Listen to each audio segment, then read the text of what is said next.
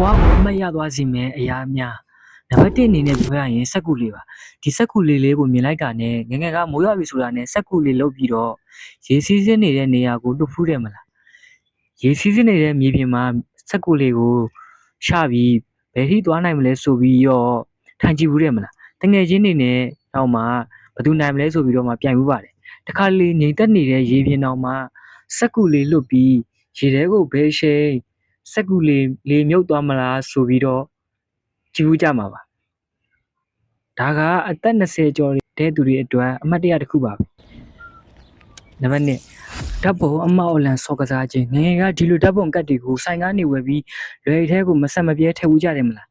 ဒီလိုဓာတ်ပုံကတ်တွေပေါ်ပြီးဆိုတာနဲ့ကျွန်တော်တို့ကကိုကြိုက်ဆုံးပုံတွေကိုအလူကြီးဝယ်ကြပါတယ်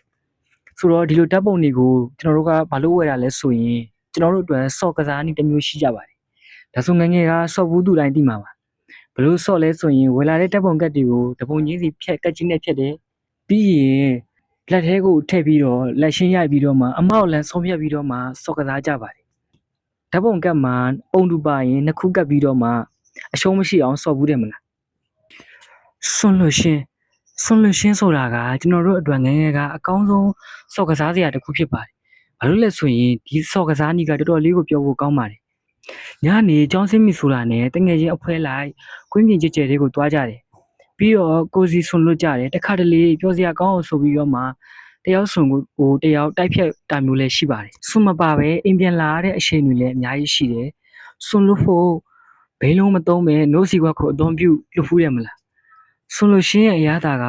ကောင်းကင်မှာရှိတဲ့ဆွန်လိုမျိုးမော့ကြည့်လိုက်ရင်ပြန်နေတဲ့အရာတာမျိုးကိုခံစားရတာမျိုးပါဆွန်လို့ရှင်းကနေဘဝရဲ့စိတ်ဝင်စားစရာအမှတ်တရတစ်ခုပါလူကြီးမင်းတို့ရောဒါမျိုးစော်ဖို့ပါသလားချင်းပေါရှင်းစော်ကစားတာကလည်းငယ်ဘဝရဲ့အမှတ်တရတစ်ခုပါဒီကစားနည်းကတော့ယောက်ျားလေးအများစုအတွက်